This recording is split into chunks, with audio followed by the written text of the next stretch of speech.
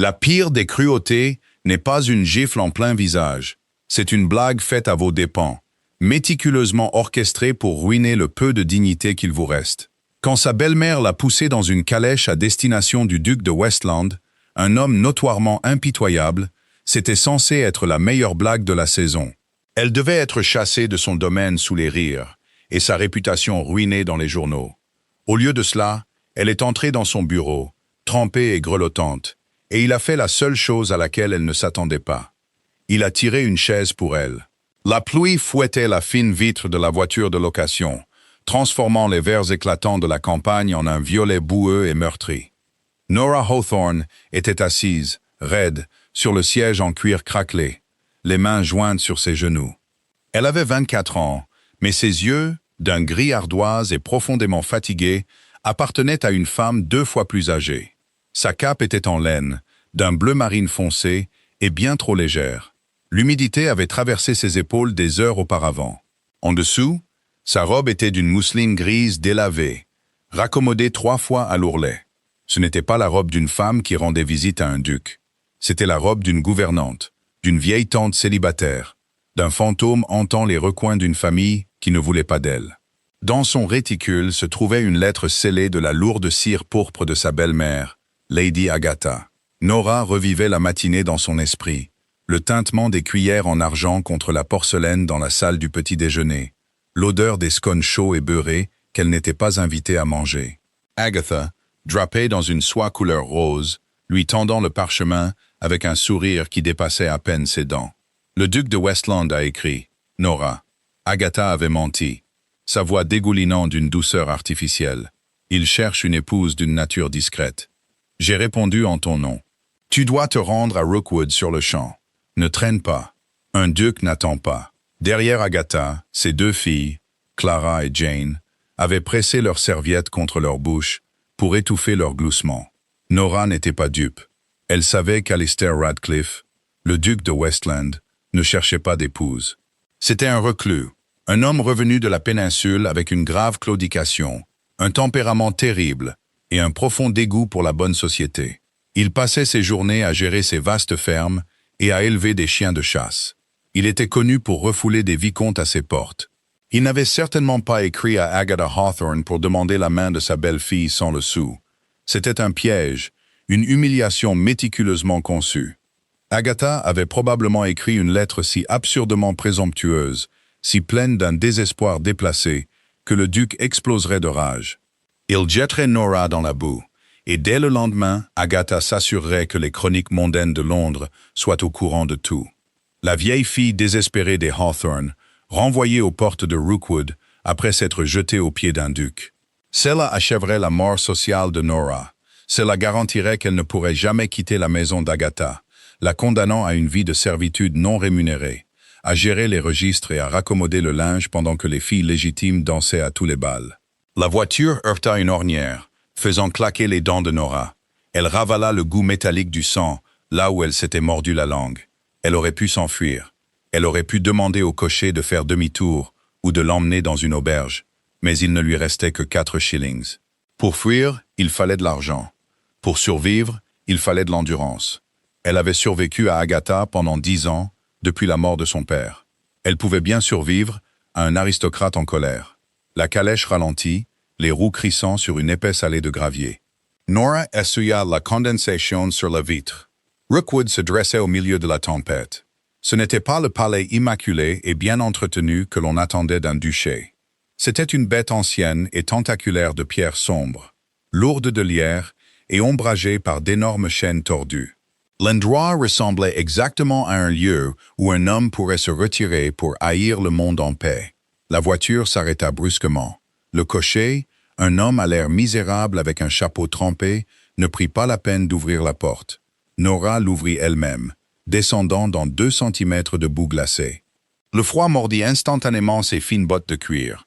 Elle paya le cocher, 3 de ses 4 shillings, et regarda la voiture faire demi-tour et s'éloigner dans la longue allée, la laissant entièrement seule sous la pluie battante. Il n'y avait plus de retour en arrière possible. Nora gravit la large marche de pierre. Elles étaient glissantes de mousse sur les bords. Elle souleva le lourd heurtoir en fer, en forme de tête de chien, et le laissa retomber. Il atterrit avec un bruit sourd et retentissant qui résonna à travers la lourde porte en chêne. Pendant un long moment, rien ne se passa, seulement le bruit de la pluie tambourinant sur sa capuche. Puis, les serrures tournèrent. La lourde porte s'ouvrit en grinçant, révélant un hall d'entrée caverneux, éclairé par des appliques vacillantes. Un majordome se tenait dans l'embrasure de la porte. Il était grand, mince et impeccablement vêtu de noir, mais son visage portait le même air usé et épuisé que le domaine lui-même. Il regarda Nora, sa cape dégoulinante, ses bottes boueuses. Il n'avait pas l'air impressionné, ni surpris. Il semblait simplement attendre. « J'ai une lettre », dit Nora, sa voix rauque, à force de ne pas servir. Elle n'essaya pas de prendre un air grandiose. Elle n'essaya pas de sourire. Elle plongea la main dans son réticule, sortit le lourd parchemin scellé de cire pourpre et le tendit, de la part de Lady Agatha Hawthorne, pour sa grâce, le duc de Westland. Les yeux du majordome se posèrent sur le sceau. Un subtil resserrement autour de sa bouche fut le seul signe de son mécontentement. Il ne prit pas la lettre. Sa grâce ne reçoit pas de visiteurs. « J'en suis consciente », dit Nora d'un ton égal. Une goutte d'eau glacée glissa de son nez et atterrit sur le parchemin. « Je ne suis pas une visiteuse. Je suis une livraison. Si vous me renvoyez, je resterai simplement sur vos marches jusqu'à ce que je gèle. À ce moment-là, vous devrez déplacer mon corps, et je vous assure que je suis plus lourde que je n'en ai l'air. » Le majordome cligna des yeux. C'était un clignement lent et délibéré, puis il s'écarta. « Attendez ici. » Il se tourna et s'engagea dans le long couloir sombre. Ses pas furent absorbés par le tapis persan usé. Nora ne bougea pas. Elle resta précisément là où elle était, laissant l'eau s'accumuler autour de ses pieds sur le sol de marbre froid. Elle se prépara. L'explosion ne tarderait pas. Elle catalogua mentalement les couches de défense qui lui restaient. Le stoïcisme, le silence et l'apathie totale d'une femme qui n'avait plus rien à perdre. 10 minutes passèrent. Le froid du hall d'entrée s'infiltra dans les os de Nora, provoquant un fin tremblement dans ses mains. Elle les serra fermement pour cacher ce tremblement. Quand le majordome revint, il ne portait ni plateau d'argent, ni regret poli. Il lui fit simplement signe de le suivre. Nora marcha derrière lui, ses bottes mouillées couinant faiblement sur le sol. L'intérieur de Rookwood était sombre. L'air sentait le vieux papier, la cire d'abeille et la terre humide. Il n'y avait pas de miroir doré, pas de fragile chaise française. Les meubles étaient en acajou sombre et lourd, construits pour résister au siècle. Ils correspondaient à l'homme qu'elle s'apprêtait à affronter. Le majordome s'arrêta devant une double porte. Il en ouvrit une et annonça « Mademoiselle Nora Hawthorne, votre grâce ». Nora entra. Le bureau était immense, tapissé du sol au plafond de livres qui semblait bien trop lus. Un feu rugissait dans l'immense cheminée, menant une bataille perdue contre le froid humide de la pièce. Derrière un vaste bureau en chêne se tenait Alistair Radcliffe. Il ne leva pas les yeux immédiatement. Il était penché sur un grand registre, une plume grattant furieusement sur le papier épais. Il ne portait pas de veste. Sa chemise de lin était déboutonnée au col, les manches retroussées jusqu'au coude, révélant des avant-bras noueux de muscles et maculés d'encre noire. Ses cheveux sombres étaient trop longs et ébouriffés, comme s'il y avait passé les mains une douzaine de fois. Il ressemblait moins à un duc qu'à un docker gérant des comptes. « Laissez la lettre sur le bureau, Bates », dit Alistair. Sa voix était un baryton grave et rauque qui vibra dans la poitrine de Nora. Il ne levait toujours pas les yeux. « Et demandez à quelqu'un d'apporter plus de bois. »« Ce n'est pas un messager, votre grâce, » répondit doucement Bates. « C'est la dame elle-même. » Le grattement de la plume cessa. Alistair leva lentement la tête. Ses yeux étaient d'un ambre pâle surprenant, contrastant avec les angles durs de son visage. Une cicatrice fine et déchiquetée courait de sa tempe gauche jusqu'à la barbe naissante sur sa mâchoire. Il regarda Nora. Il vit l'eau qui gouttait de sa capuche. Il vit la flaque qui se formait sur le tapis antique inestimable sous ses pieds. Il vit la ligne pincée et exsangue de ses lèvres et la raideur de ses épaules. Nora soutint son regard. Elle tendit la lettre, sa main tremblant légèrement malgré tous ses efforts. « Lisez-la » pensa-t-elle. « Lisez-la, riez, criez, et jetez-moi dehors. Finissons-en. » Alistair posa sa plume avec précaution. Il se leva. C'était un homme grand, aux larges épaules, Et quand il contourna le bureau, Nora remarqua la traînée prononcée de sa jambe droite. Il ne prit pas la lettre. Au lieu de cela, il passa devant elle. Nora se raidit, s'attendant à ce qu'il ouvre la porte et lui ordonne de sortir. Mais il se dirigea vers la cheminée. Il saisit le lourd fauteuil à oreilles tapissé de cuir près de l'âtre et le traîna plus près du feu. Le fauteuil racla bruyamment contre la pierre de la cheminée. Il se retourna vers elle. Il pointa un long doigt taché d'encre vers le fauteuil. « Asseyez-vous. » Nora cligna des yeux. L'ordre était sec, mais pas cruel. C'était le ton d'un homme s'adressant à un chien, errant grelottant dans sa grange. « Votre grâce, la lettre ne sera toujours pas lue dans 5 minutes. Vous goûtez sur mon sol, mademoiselle Hawthorne. Asseyez-vous avant d'attraper une pneumonie dans mon bureau. Je déteste la paperasse, et une enquête du coroner gâcherait ma semaine. » Nora le dévisagea. Personne ne lui avait offert de chaise depuis 10 ans. Chez Agatha, Nora se tenait debout. Elle se tenait derrière la chaise d'Agatha au dîner. Elle se tenait debout pendant que les couturières ajustaient les robes de ses demi-sœurs. Elle se tenait debout, attendant les ordres. Ses jambes, lourdes et douloureuses à cause du froid, trahirent sa fierté. Elle se dirigea vers le feu. Elle n'enleva pas sa cape. Elle ne pouvait se résoudre à exposer la robe élimée en dessous, mais elle s'enfonça dans le fauteuil en cuir. La chaleur des flammes la frappa comme un coup physique, la faisant frissonner violemment. Alistair l'observa un instant, ses yeux ambrés illisibles. Puis il prit le lourd tisonnier en fer et piqua les bûches, envoyant une gerbe d'étincelles dans la cheminée. « Donnez-la-moi alors, dit-il, tendant la main sans la regarder. Nora sortit le parchemin humide de son réticule et le plaça dans sa paume. Sa main était chaude. Le bref contact de ses doigts calleux contre les siens fut déconcertant. Alistair brisa le lourd seau de cire avec son pouce. Il s'appuya contre le manteau de la cheminée, la lumière du feu projetant de longues ombres dansantes sur son visage balafré, et commença à lire. Nora retint son souffle. Elle guettait sur son visage le changement, le moment où son front se froncerait, où sa lèvre se retrousserait de dégoût. Il lut la première page. Il passa à la seconde. Son expression ne changea pas. Elle resta un masque d'épuisement ennuyé. Quand il eut fini, il ne la froissa pas. Il ne la jeta pas au feu. Il la replia soigneusement le long de ses plis d'origine et la tapota contre sa cuisse. « Votre belle-mère, » dit lentement Alistair, « est une femme remarquablement imaginative. » Les doigts de Nora s'enfoncèrent dans les accoudoirs du fauteuil. « C'est une femme cruelle, votre grâce. L'imagination n'est qu'un effet secondaire. » Alistair la regarda vraiment cette fois. Il ne vit pas une jeune fille rougissante prise dans un malentendu. Il vit la posture défensive, l'inclinaison cynique de son menton, la façon dont elle croisait son regard sans la moindre trace de larmes. « Elle écrit ici, dit Alistair, d'une voix neutre, que vous nourrissez une passion profonde et dévorante pour moi, que vous avez pleuré sur mon portrait, et qu'en tant que mère dévouée, elle ne pouvait plus supporter de vous voir vous languir. Elle me supplie de vous prendre comme épouse ou comme maîtresse. Elle semble totalement indifférente à la solution, tant qu'elle est débarrassée de vous. » Nora ferma les yeux un bref instant. L'humiliation était un charbon ardent dans son estomac, mais elle força ses yeux à se rouvrir. Elle garda sa voix stable. « Un portrait de vous n'existe pas dans sa maison, votre grâce. S'il existait, je suis certaine qu'elle l'aurait utilisé pour effrayer les servantes. » Un son rauque et soudain jaillit de la poitrine d'Alistair. Il fallut un moment à Nora pour réaliser que c'était un rire. Il était rouillé, comme s'il ne l'avait pas utilisé depuis des années. « Alors, » murmura Alistair, en regardant la lettre. « Une blague? Oui. Une performance? Oui. Elle s'attendait à ce que je lise ceci, que j'entre dans une rage folle et que je vous mette à la porte sous la tempête. Elle s'attendait à ce que vous retourniez à pied en ville dans la boue, ruiné et humilié. » Nora déglutit difficilement.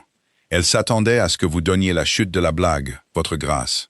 Je ne suis que l'accessoire. Le silence dans la pièce s'étira. L'horloge sur le manteau de la cheminée faisait un tic-tac bruyant. Le feu crépita. Alistair se détacha du manteau. Il retourna à son bureau, jeta la lettre sur le bois poli et se pencha en avant sur ses poings, la regardant de l'autre côté de la pièce. « Et vous, qu'attendiez-vous, mademoiselle Hawthorne? » « Je m'attendais à ce que vous soyez un homme à la hauteur de votre réputation, » dit Nora sans détour. « Je m'attendais à des cris. Je ne m'attendais pas à une chaise. La mâchoire d'Alistair se contracta. Il regarda l'ourlet mouillé de sa cape, la boue sur ses bottes bon marché. Il regarda les cernes sombres sous ses yeux. « Je suis un homme à la hauteur de ma réputation, » dit-il doucement. « Mais je ne supporte pas les imbéciles, et je ne me donne pas en spectacle sur commande pour des femmes mesquines qui cherchent à divertir leur cercle de thé. » Il tendit la main et tira le lourd cordon de velours de la sonnette près de son bureau. « Que faites-vous » demanda Nora, son cœur s'emballant d'un rythme effrayé. « Je sonne pour le thé » dit Alistair en se rasseyant dans son lourd fauteuil de bureau. « Et ensuite, Mademoiselle Hawthorne, nous allons écrire une lettre à notre tour. » Quand Bates revint, il ne montra aucune surprise à la demande d'un service à thé copieux pour deux. Il hocha simplement la tête et disparut, revenant quelques minutes plus tard avec un immense plateau d'argent chargé de théières fumantes, de roast-beef en tranches, de pain à la croûte épaisse et de fromage fort. Alistair désigna une petite table près du feu. « Mangez !» Nora fixa la nourriture. Son estomac se crampa violemment à l'odeur de la viande rôtie. Elle n'avait rien mangé depuis un maigre bol de porridge à queue la veille. La fierté exigeait qu'elle refuse. La survie exigeait qu'elle mange. Elle se leva, se dirigea vers la table et versa le thé. Elle se fit une assiette, gardant ses portions petites, polies. « Ne soyez pas ridicule, » dit Alistair de son bureau, sans lever les yeux d'un nouveau registre qu'il avait ouvert. « Mangez jusqu'à ce que vous soyez rassasiés. Les chiens ont les restes de toute façon, et ils sont bien trop gras comme ça. » Nora le regarda. Elle prit une tranche épaisse de bœuf, la plia sur un morceau de pain et prit une bouchée. C'était la meilleure chose qu'elle ait jamais goûtée. Elle mangea d'abord machinalement, puis avec une intention concentrée, consommant les calories dont son corps avait désespérément besoin. Alistair travailla en silence pendant 20 minutes, lui accordant la dignité d'ignorer sa faim. Ce n'est que lorsqu'elle posa sa tasse qu'il ferma son registre et se pencha en arrière. « Parlez-moi de Lady Agatha » ordonna-t-il. Nora s'essuya la bouche avec une serviette en lin. La chaleur de la pièce et la nourriture dans son ventre avaient calmé les violents tremblements de ses membres, laissant place à un épuisement clair et vif. « Il n'y a rien d'unique chez elle, votre grâce, » dit Nora, sa voix plus forte maintenant. « Elle a épousé mon père pour son domaine. Il est mort avant d'avoir pu garantir ma part. Elle m'a gardé parce qu'une servante que l'on n'a pas à payer est économiquement avantageuse. Je tiens les comptes. Je gère la maison. Elle me déteste parce que je ressemble à ma mère et parce que je ne pleure pas quand elle m'insulte. Et la lettre. J'ai 24 ans. Mes demi-sœurs approchent de leur début dans le monde. Une demi-sœur célibataire dans la maison est une verrue. Mais me jeter dehors sans provocation aurait mauvaise presse auprès de ses amis de la haute société. Elle avait besoin d'un scandale. Elle avait besoin que je sois l'architecte de ma propre ruine. D'où la lettre. Nora regarda le feu. Demain matin, tout Londres saura secrètement que j'ai souffert d'une folie des grandeurs, que je me suis rendu à Rookwood sans y être invité, et que je me suis jeté aux pieds du duc de Westland. Je serai folle, pathétique et totalement inemployable. Elle sera la belle-mère martyre qui a essayé de m'aider. Alistair écoutait, son visage sans expression. Il reprit la lettre d'Agatha, la tournant dans ses mains. « C'est une stratégie maladroite », nota-t-il sèchement. « Elle repose entièrement sur mon prétendu manque de contrôle. Si je ne vous jette pas sous la pluie, tout son récit s'effondre. Vous êtes notoirement peu coopératif, votre grâce. » La bouche d'Alistair tressaillit. Ce n'était pas tout à fait un sourire, mais ce n'était pas non plus une grimace. « Je suis sélectivement coopératif, mademoiselle Hawthorne. Je réserve simplement ma coopération aux choses qui ne m'ennuient pas à mourir. La société m'ennuie. La cruauté mesquine m'ennuie. » Il se leva et se dirigea vers le feu, tirant une deuxième chaise en face de la sienne. Il s'assit lourdement, étirant sa jambe droite, abîmée vers l'âtre, avec une grimace qu'il cacha rapidement. « Vous avez dit que vous teniez les comptes du domaine de votre père. »« C'est exact. Êtes-vous compétente ?»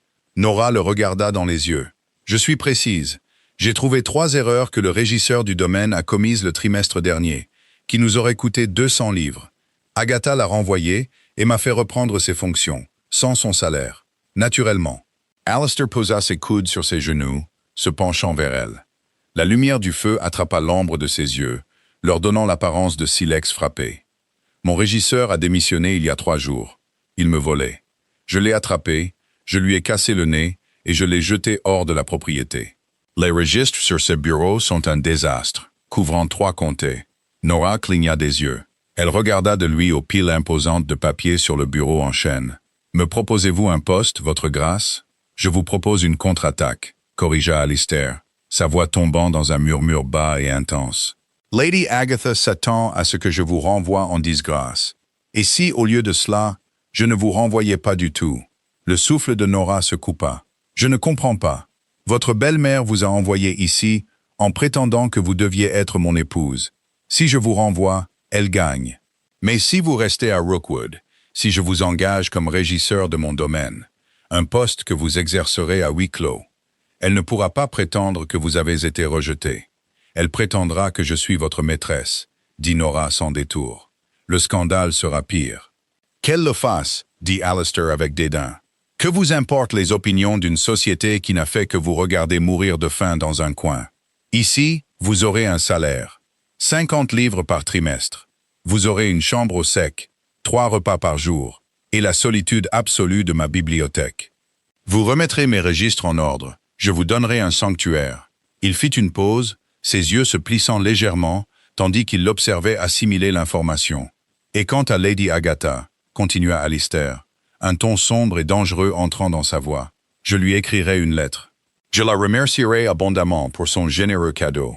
Je lui dirai que je vous ai trouvée entièrement satisfaisante et que vous avez décidé de rester à Rookwood indéfiniment. Je laisserai la nature exacte de votre séjour entièrement à son imagination fiévreuse.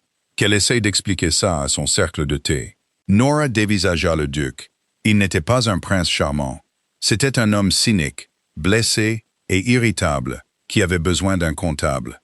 Et pourtant, assis dans son bureau sombre sentant la fumée de bois, lui offrant les outils pour démanteler le piège de sa belle-mère de l'intérieur, il était la plus belle chose qu'elle ait jamais vue.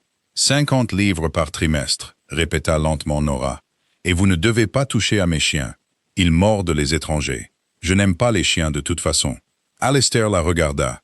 Un sourire sincère et réticent se dessina sur son visage balafré, le transformant entièrement.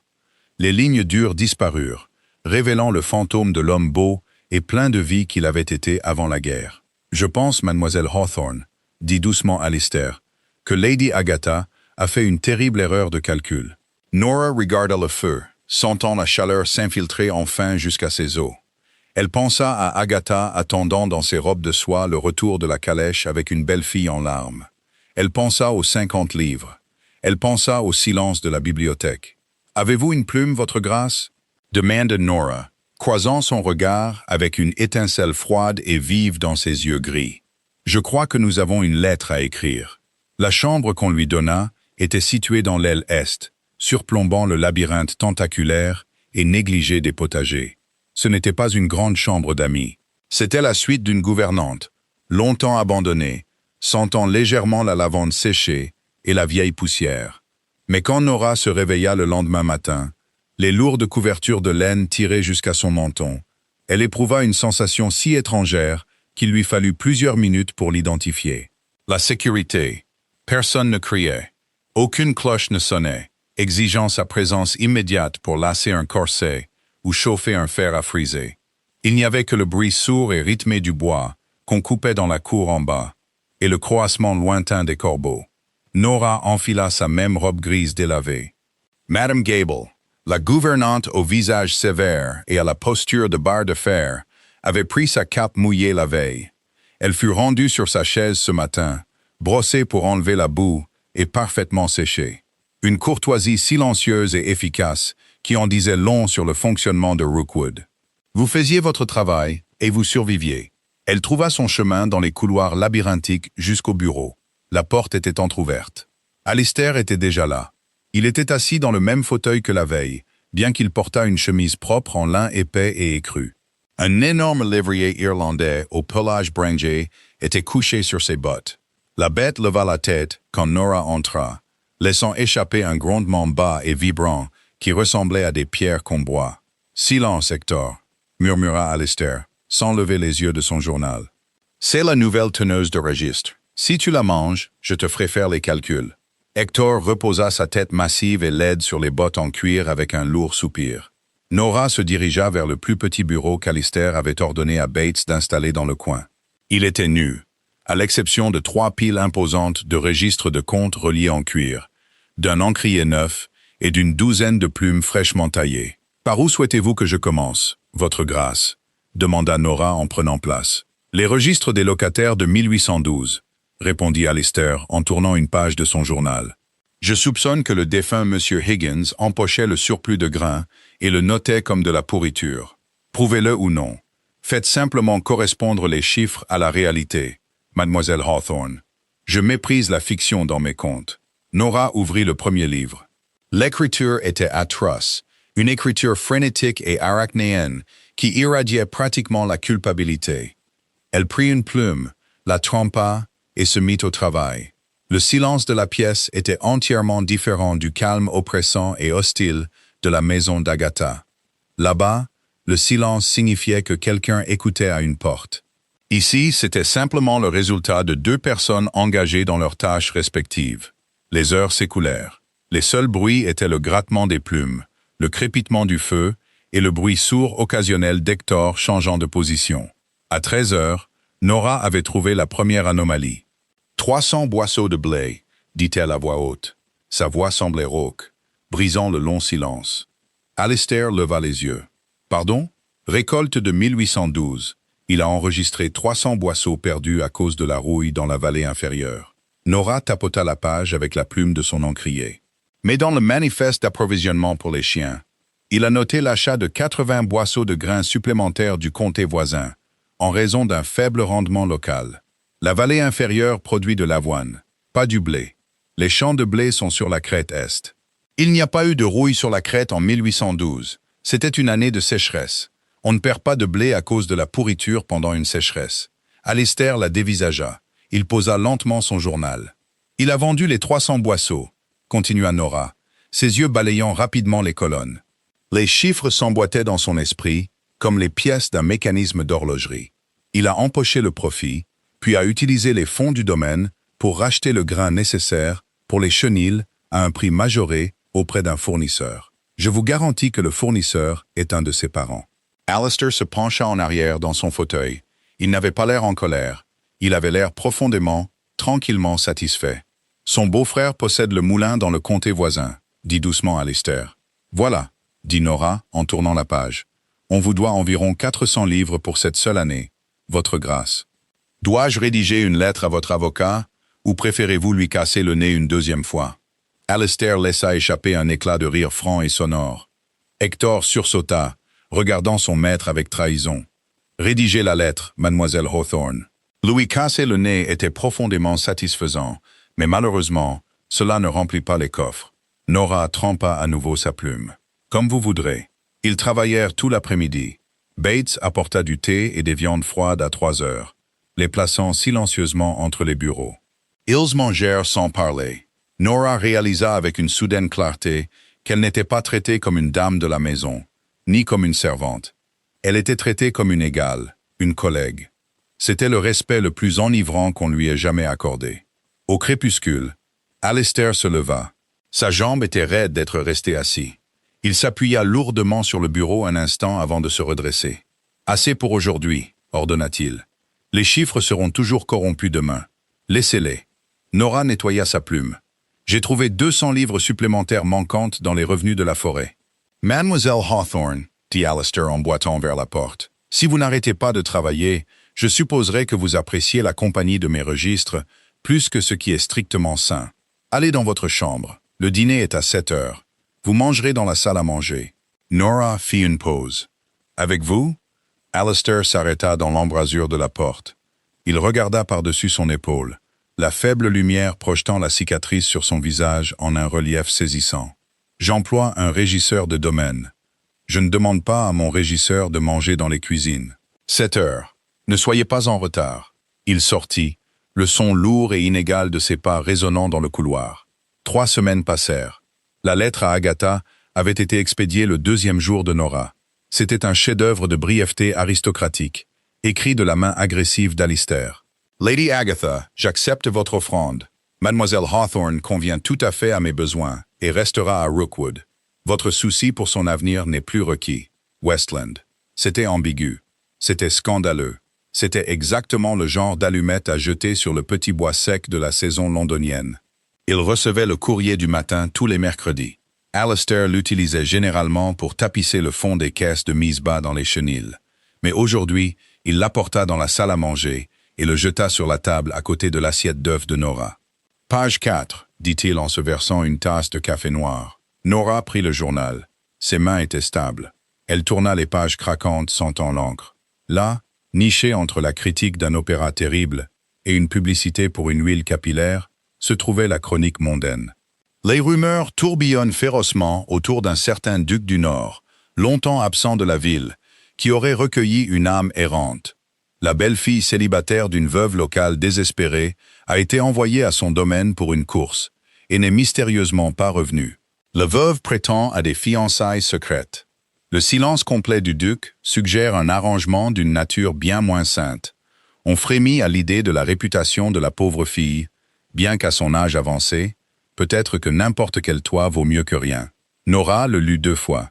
Elle plia soigneusement le journal et le posa à côté de sa tasse de thé. « Eh bien, dit-elle d'un ton neutre, je suis ruinée, complètement, acquiesça Alistair en déchirant un toast en 2. Est-ce que ça vous dérange? Nora regarda par les hautes fenêtres de la salle à manger. Le ciel était de la couleur du fer meurtri. La pluie menaçait à nouveau. Elle pensa à Clara et Jane, probablement en train de parader dans Hyde Park, chuchotant derrière leurs éventails, se prélassant dans la lueur de la chute spectaculaire de leur demi-sœur. « Une réputation est une monnaie, dit finalement Nora en regardant Alistair. Elle n'a d'importance que si vous avez l'intention d'acheter quelque chose avec. Je ne cherche pas un mari à Londres. J'audite vos comptes de bois.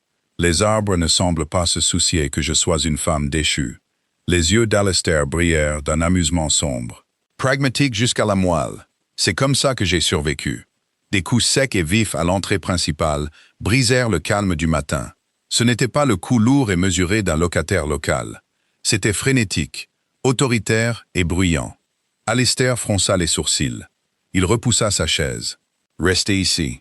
S'il s'agit de quelqu'un de ma belle-mère, ils sont là pour moi, dit Nora en se levant. Je ne me cache pas, votre grâce. » Alistair la regarda, la mâchoire serrée. Il ne discuta pas. Il hocha vivement la tête, et ils se dirigèrent ensemble vers le hall d'entrée. Bates venait d'ouvrir la lourde porte en chêne. Sur la marche supérieure, l'air profondément misérable dans le vent humide, se tenait Lord Harrington. C'était le cousin d'Agatha, un homme mince et avide qui s'habillait bien trop jeune pour son âge et vivait des restes financiers d'Agatha. Il portait une redingote d'un vert violent qui était actuellement tachetée de la fameuse boue de Rookwood. Harrington bouscula Bates, repérant immédiatement Nora. « Nora !» haleta-t-il, prenant une pause théâtrale de soulagement. « Dieu merci, je suis ici pour vous sauver de cette folie. Agatha est hors d'elle. »« Le scandale. Prenez votre cap tout de suite. J'ai une voiture qui attend. » Il ne regarda même pas le duc. Il tendit la main pour saisir le poignet de Nora. Avant que ses doigts ne puissent effleurer sa manche, une main large et profondément balafrée se referma sur l'épaule de Harrington. La force de la prise fit légèrement plier les genoux du petit homme. « Lord Harrington, je présume, » dit Alistair. Sa voix était un ronronnement bas et terrifiant. « Vous mettez de la boue sur mes sols. » Harrington se retourna, son visage pâlissant, alors qu'il réalisait enfin la silhouette massive et imposante du duc de Westland. Alistair était plus grand d'une tête, 2 fois plus large, et possédait les yeux d'un homme qui avait tué des Français pour bien moins qu'un tapis ruiné. « Votre grâce, » couina Harrington. Il essaya de bomber le torse. « Je suis ici au nom de Lady Agatha Hawthorne. Cette situation est intenable. Vous avez retenu cette pauvre fille en otage, ruinant sa vertu pour contrarier sa famille. »« Otage !» répéta Alistair. Il lâcha l'épaule de Harrington et fit un demi-pas en arrière, croisant les bras. Il regarda Nora. « Mademoiselle Hawthorne, êtes-vous une otage ?» Nora s'avança. Elle ne regarda pas la boue sur les bottes de Harrington. Elle le regarda droit dans les yeux. « Dites à Agatha, » dit Nora, sa voix résonnant claire et froide dans le hall caverneux, « que je suis employé ici. Je suis le régisseur du domaine de Rookwood.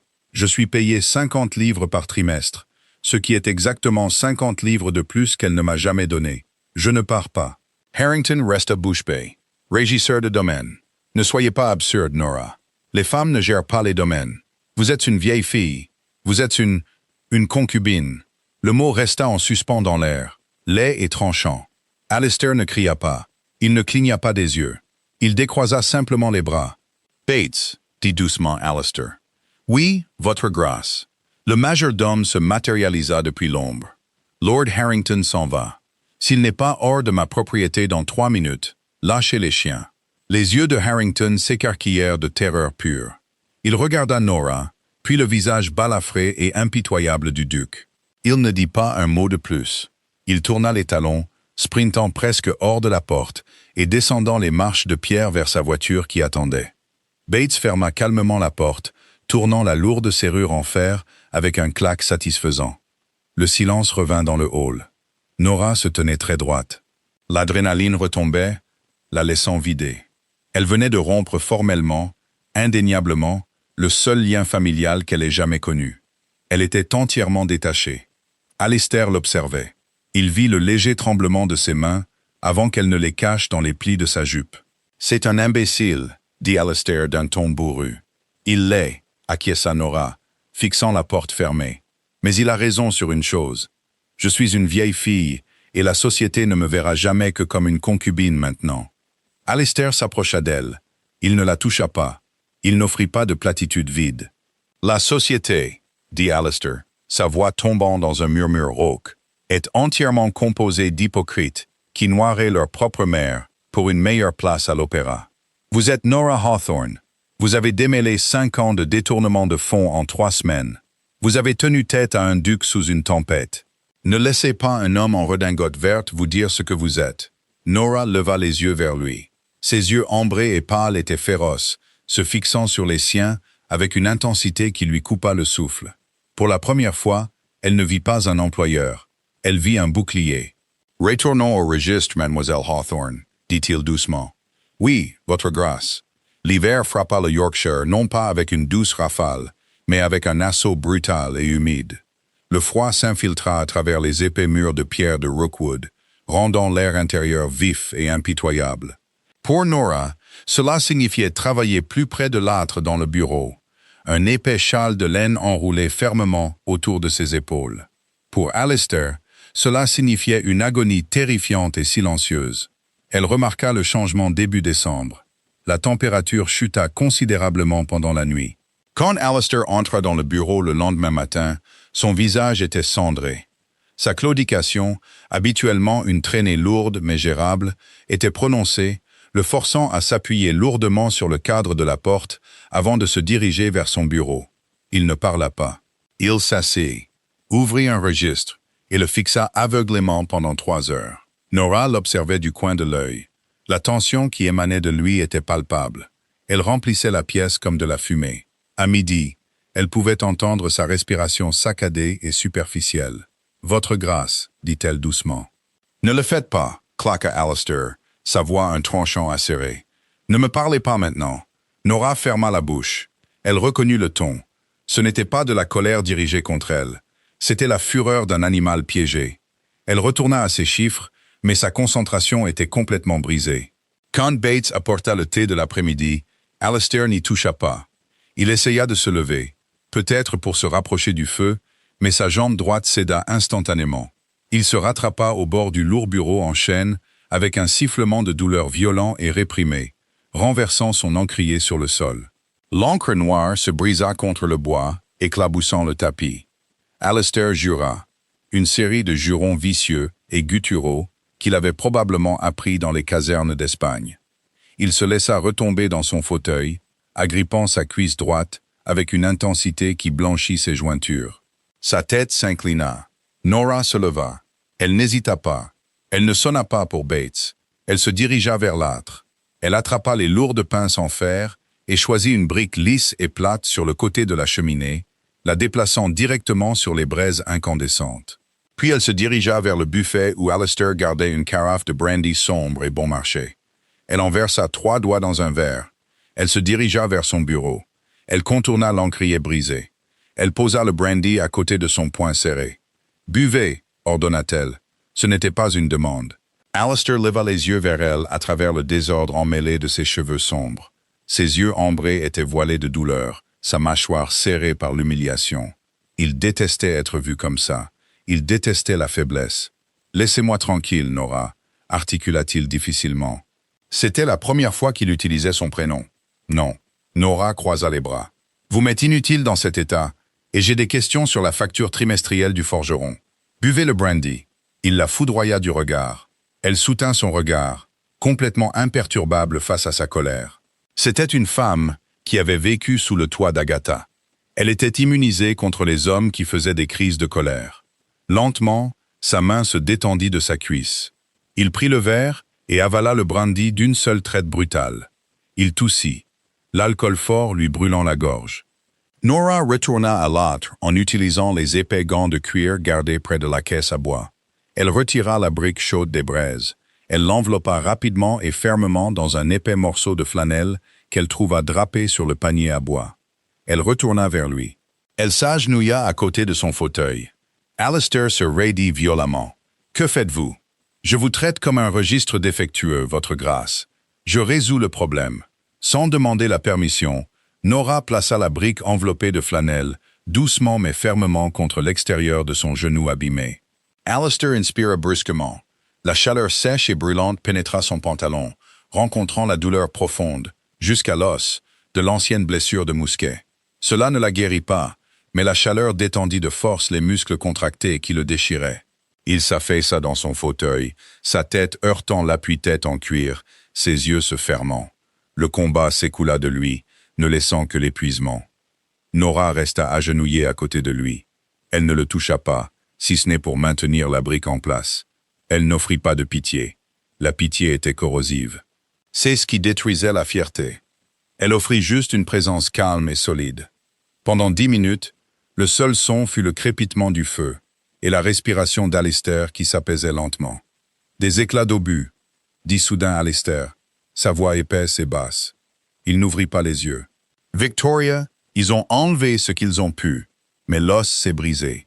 L'humidité donne l'impression qu'il se brise à nouveau. Mon père avait la goutte, dit Nora doucement, en regardant le motif sur le tapis ruiné.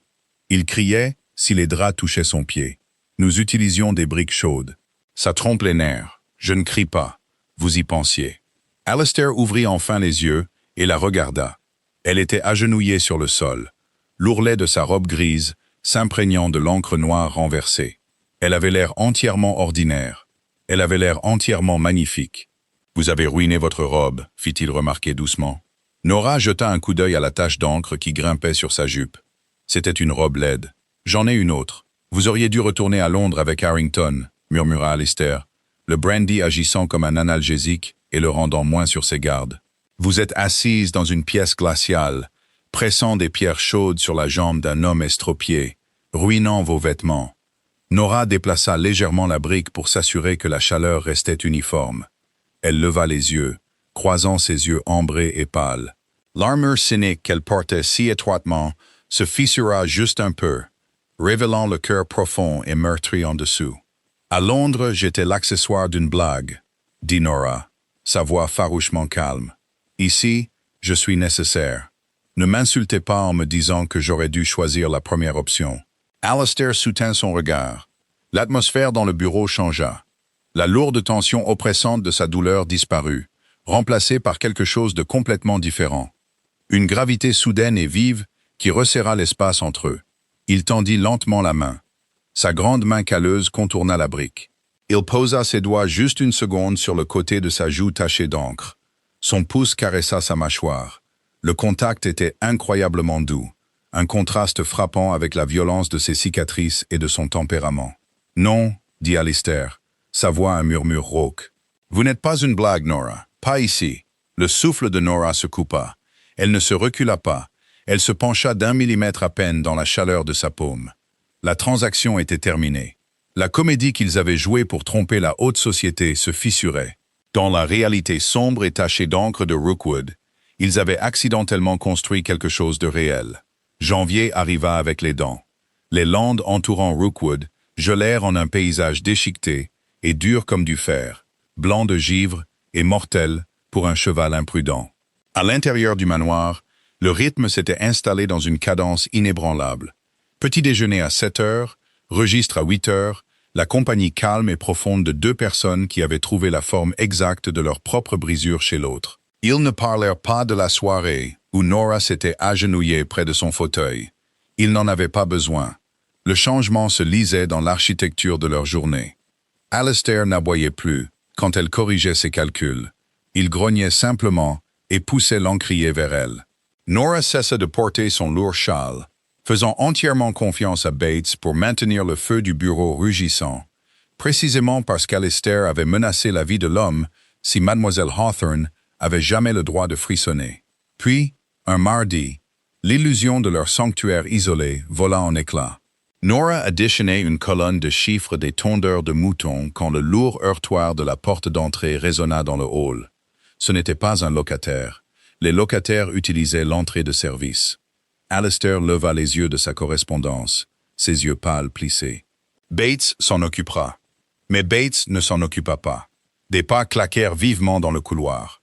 Le staccato autoritaire et sans équivoque de talons en cuir coûteux, exigeant l'attention. Les portes du bureau furent ouvertes à la volée sans qu'on frappe. Lady Agatha Hawthorne se tenait dans l'embrasure. Elle était magnifique et complètement déplacée. Elle portait une pelisse de voyage en velours bordeaux profond, doublée de zibelines russes. Son visage était poudré, ses lèvres pincées, en une ligne serrée et furieuse.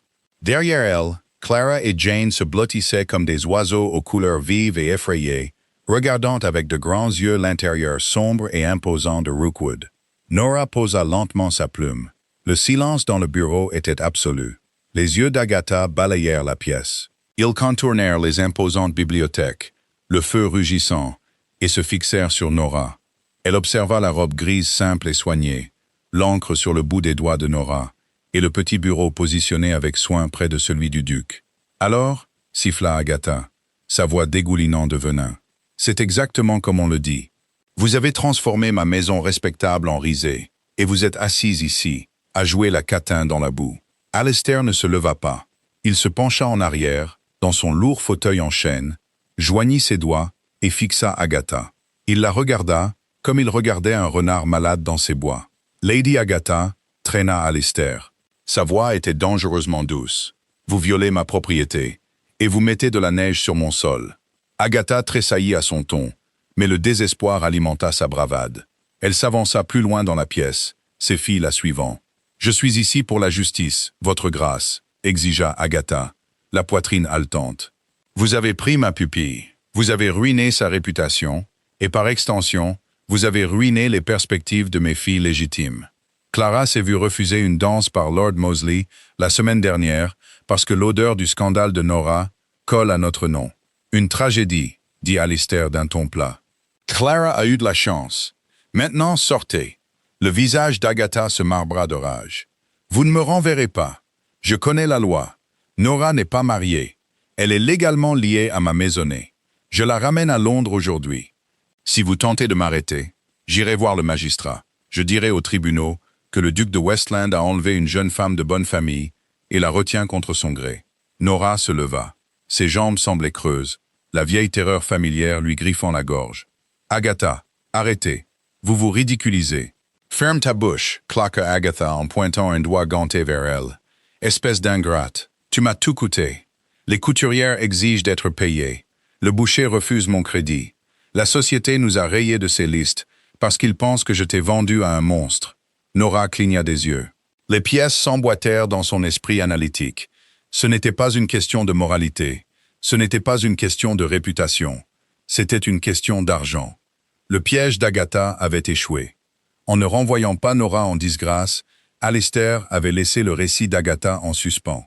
La société n'avait pas pitié d'Agatha. Il la soupçonnait d'avoir négocié un accord bon marché et scandaleux. Agatha se retourna vers le duc. Elle leva le menton. Il y a, bien sûr, un moyen d'éviter les magistrats. Votre grâce, un règlement pour le préjudice causé au nom de ma famille. 10 000 livres, une bagatelle pour vous. Vous me payez, je la laisse pourrir ici, et je déclare publiquement qu'elle est morte pour moi. L'extorsion flottait dans l'air, laide et nue. Alistair la fixa. Le tic-tac de l'horloge du manteau semblait anormalement fort. Il baissa lentement les mains. Il repoussa sa chaise et se leva. Il ne favorisa pas sa mauvaise jambe. Il se redressa de toute sa taille terrifiante. 10 000 livres, répéta Alistair. Pour la perte de sa vertu, confirma Agatha, ses yeux brillants de cupidité. Alistair contourna son bureau. Il passa devant Agatha, l'ignorant complètement, et s'arrêta devant Nora. Il la regarda. Ses yeux ambrés étaient illisibles, dépouillés de toute la chaleur à laquelle elle s'était habituée. « Mademoiselle Hawthorne, dit-il doucement, ouvrez le tiroir du bas de mon bureau. » Nora fronça les sourcils, mais elle obéit. Elle passa derrière son bureau, tira la lourde poignée en fer du tiroir du bas et trouva une épaisse pile de documents en vélin, attachés par un ruban noir. « Apportez-les ici. » Nora lui apporta la lourde pile. Alistair la prit. Il se tourna vers Agatha et jeta le paquet sur la petite table entre eux. Il atterrit avec un bruit lourd et final. « Qu'est-ce que c'est » ricana Agatha. « Mon avocat londonien est un homme très méticuleux, » dit Alistair, sa voix tombant dans un registre rauque qui fit doucement gémir Clara près de la porte. « Quand une femme essaye de jouer avec mon nom, j'enquête sur elle. Il a fallu 3 jours à mon homme pour découvrir vos comptes. Vous êtes en faillite, Lady Agatha.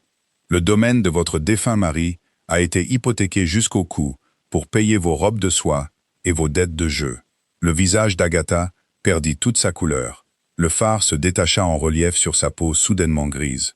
Alistair défit le ruban noir. « Ce sont vos billets à ordre. Ceux détenus par le boucher, la couturière, le carrossier et les 3 prêteurs sur gage de Cheapside qui menaçaient de reprendre vos meubles. Je les ai tous achetés. »« Vous, quoi ?» murmura Agatha. « J'ai acheté vos dettes, » dit froidement Alistair. « Jusqu'au dernier shilling, ce qui signifie, Lady Agatha, que vous ne me dictez pas vos conditions. Vous me devez de l'argent. » Il prit le premier billet et le tint au-dessus du feu. « Si jamais vous prononcez à nouveau le nom de Nora Hawthorne, » dit Alistair, en laissant tomber le papier dans les flammes et en le regardant se recroqueviller en cendres noires. « Si jamais vous montrez votre visage dans le Yorkshire, si jamais vous respirez d'une manière qui me déplaît, je réclamerai ces dettes.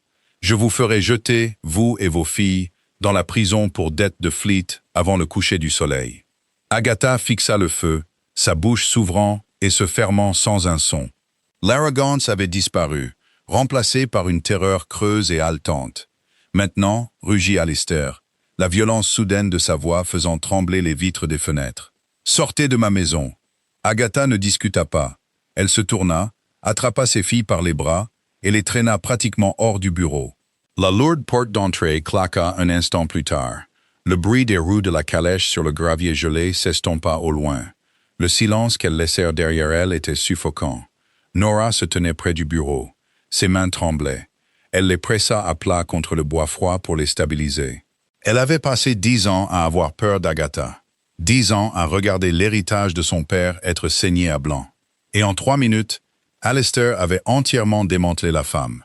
Alistair se tenait près du feu. Il respirait lourdement, l'adrénaline faisant monter et descendre ses larges épaules sous sa chemise de lin. Il passa une main sur son visage, l'air soudain incroyablement fatigué. « Je ne vous ai pas demandé de faire ça, » dit Nora.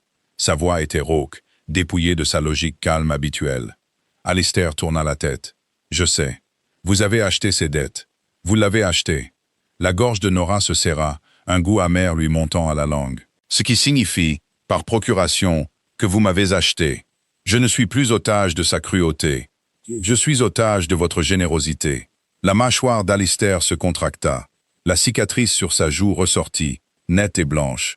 Il se dirigea vers elle, sa claudication prononcée maintenant que la fureur s'était dissipée. Il s'arrêta à quelques centimètres, envahissant son espace, la forçant à lever les yeux vers lui. « Ne m'insultez pas, » dit Alistair, sa voix un râle bas et rauque. « Et ne vous insultez pas vous-même. Je ne vous ai pas acheté. Vous avez gagné votre place ici au moment où vous avez trouvé le détournement de fonds de Higgins. Vous la gagnez chaque jour où vous vous asseyez à ce bureau et forcez mon domaine à reprendre vie.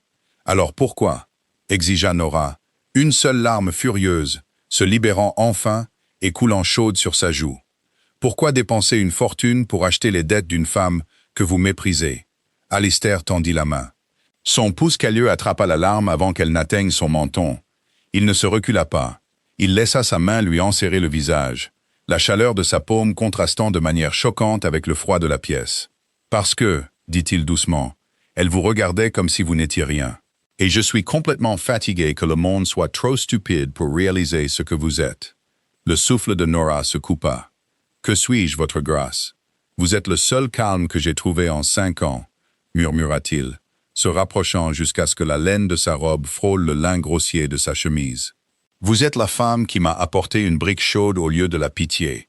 Vous êtes la seule personne qui me regarde et ne voit pas un duc brisé. Vous me voyez, tout simplement. Il laissa tomber sa main, reculant d'un demi-pas, bien que ses yeux ne la quittent jamais. Il parut soudain incertain. Une vulnérabilité perçant son imposante armure. Le scandale ne mourra pas, Nora, dit Alistair, son ton devenant pragmatique, bien que ses yeux brûlent. Agatha est partie. Mais le grand monde vous considérera toujours comme une femme déchue à cause de moi. Vous ne pouvez pas quitter Rookwood. Le monde extérieur a déjà décidé ce que vous êtes. Je n'ai aucun désir de quitter Rookwood, répondit Nora avec ferveur. J'ai mes registres. J'ai un salaire. Alistair secoua lentement la tête. Un salaire est facilement révoqué. Un contrat de travail peut être rompu. Ce n'est pas une sécurité. Je ne vous laisserai pas vivre le reste de votre vie à regarder par-dessus votre épaule, vous demandant si l'humeur d'un homme irritable et estropié vous laissera sans abri. Nora se figea. La logique était solide, brutalement. Mais l'entendre le dire lui envoya une pointe de panique glaciale dans la poitrine. « Mais Ron, voyez-vous, je vous demande en mariage. » Les mots tombèrent dans l'espace entre eux comme des poids de plomb. Lourds, immuables, réels. Nora le dévisagea. « Vous détestez la société. Vous avez juré de ne jamais vous marier. »« Je déteste la société, » acquiesça Alistair. « Mais la société respecte un titre. Ils peuvent chuchoter sur une concubine jusqu'à en avoir la voix rauque. Mais ils ne peuvent pas ignorer la duchesse de Westland. Ils devront s'incliner devant vous. Ils devront s'écarter dans la rue. Agatha devra vous appeler votre grâce, si jamais elle ose vous écrire. » Il s'avança de nouveau. Il ne s'agenouilla pas. Ils savaient tous les deux que sa jambe ne le lui permettrait pas, et aucun d'eux ne voulait de cette théâtralité de toute façon. Il prit simplement ses 2 mains tachées d'encre dans ses grandes mains balafrées. « C'est une transaction, » dit Alistair, bien que son pouce caresse le dos de ses jointures avec une tendresse douloureuse. « Je vous donne la protection absolue et à toute épreuve de mon nom. Je vous donne la moitié de tout ce que je possède. Je vous donne un foyer où vous n'aurez jamais à rester debout, à moins que vous ne le souhaitiez. Et que vous donne-je » murmura Nora, son cœur martelant contre ses côtes comme un oiseau piégé. Alistair la regarda. Le cynisme qu'il avait défini pendant des années se fractura complètement, laissant place à une sincérité profonde et calme. « Vous me donnez une raison de m'asseoir près du feu, » dit-il. « Vous remettez mes comptes en ordre. Vous empêchez les chiens de monter sur les meubles et vous restez. Restez, tout simplement, Nora. » Ils se marièrent 3 semaines plus tard, non pas dans une grande cathédrale londonienne, mais dans la petite église en pierre et pleine de courants d'air au bord du domaine de Rookwood. Nora ne portait pas de blanc. Elle portait une robe de velours vert forêt, riche et profond, qu'Alistair avait commandée directement de Paris. Ce n'était pas une robe de vieille fille, c'était une robe qui commandait une pièce. Il n'y avait pas d'invité aristocratique. Bates servit de témoin, pleurant doucement dans un mouchoir en lin immaculé. Et Madame Gable tenait les gants de Nora. Quand le vicaire les prononça mari et femme, Alistair n'offrit pas un baiser chaste et poli. Il attira Nora contre sa poitrine, là, dans la chapelle glaciale, et l'embrassa avec une intensité désespérée et écrasante, qui avait le goût de l'air d'hiver et de la possession absolue. Nora lui rendit son baiser, enroulant ses bras autour de son cou, s'ancrant à la seule chose solide dans son monde. La nouvelle frappa Londres 3 jours plus tard. Ce n'était pas un scandale, c'était un tremblement de terre. Les chroniques mondaines ne savaient pas comment le présenter. La vieille fille ruinée n'avait pas été ruinée du tout. Elle était entrée dans la fosse aux lions, avait contourné les débutantes, les héritières et les mères intrigantes, et en était sortie portant l'une des plus anciennes couronnes ducales d'Angleterre. Lady Agatha Hawthorne fut, dit-on, alitée par les nerfs pendant 1 mois, bien que tout le monde dans la société ait noté qu'elle avait discrètement déménagé dans une maison beaucoup plus petite à Bath. Peu de temps après, le printemps arriva enfin dans le Yorkshire. Le gel fondit, transformant les landes en une mosaïque brillante et vive de bruyères vertes et violettes. Nora était assise au grand bureau en chêne du bureau, le bureau d'Alistair. Il s'était installé au plus petit dans le coin, affirmant qu'elle avait besoin de l'espace pour son système de classement en pleine expansion. Elle examinait les bénéfices trimestriels. Ils étaient en hausse de 12%. Le désordre de Higgins avait été entièrement éradiqué. La porte du bureau s'ouvrit. Alistair entra. Il avait été à cheval le long des limites du domaine. Ses bottes étaient boueuses, ses cheveux ébouriffés par le vent, et les dures lignes de douleur autour de sa bouche s'étaient remarquablement adoucies au cours des derniers mois. Hector trottait sur ses talons, s'effondrant immédiatement près de l'âtre avec un lourd soupir. Alistair se dirigea vers le grand bureau en chêne. Il appuya sa hanche contre le bord, ignorant la boue qu'il transférait sur le bois, et regarda sa femme. « Mauditez-vous encore, votre grâce » demanda-t-il, un gravier taquin familier dans sa voix. Nora leva les yeux, un lent sourire se propageant sur son visage. C'était un beau sourire, complètement libéré des ombres défensives qui l'avaient autrefois hanté. « Quelqu'un doit le faire » répondit Nora, en tapotant sa plume contre le registre. « Vous avez dépensé une somme exorbitante pour les nouveaux chenils. Les chiens avaient froid. Les chiens ont des manteaux plus épais que les moutons, Alistair. » Il rit. Un son profond et résonnant qui remplit la pièce. Il tendit la main, lui arracha la plume des doigts et la jeta sur le buvard. Il attrapa sa main, la tirant du lourd fauteuil en cuir. « Les chiffres peuvent attendre, » dit Alistair en la prenant dans ses bras. L'odeur de l'air froid, du cheval et du cuir s'accrochait à lui. « Il est 3 heures de l'après-midi, » murmura Nora, bien qu'elle se penchait déjà contre sa poitrine. « Je suis un duc, » dit Alistair contre ses cheveux, ses bras s'enroulant fermement autour de sa taille. « Je peux être irresponsable à 3 heures de l'après-midi si je le souhaite. » Nora posa sa tête sur son cœur, écoutant le battement régulier et fort. Elle pensa au voyage en calèche sous la pluie, à la cape élimée, aux 4 shillings dans sa poche. Elle pensa à la blague que sa belle-mère avait faite, conçue pour la détruire. C'était une blague cruelle. Mais alors que les lèvres d'Alistair se pressaient sur son front, chaudes et farouchement protectrices, Nora décida qu'elle aimait beaucoup la chute. Le triomphe satisfaisant de Nora et Alistair sur Lady Agatha vous a-t-il fait vibrer? Il n'y a rien de mieux que de voir l'opprimé, discret mais résilient, obtenir exactement ce qu'il mérite, surtout quand cela implique un duc grincheux et farouchement protecteur. Si vous avez aimé cette romance historique réaliste et émouvante, s'il vous plaît, appuyez sur le bouton j'aime pour soutenir la chaîne. Partagez cette histoire avec tous ceux qui aiment les héroïnes brillantes et compétentes et les héros balafrés à tomber. Et n'oubliez pas de vous abonner et d'activer la cloche pour ne jamais manquer notre prochaine fiction audio immersive. Dites-moi quel a été votre moment préféré dans les commentaires ci-dessous.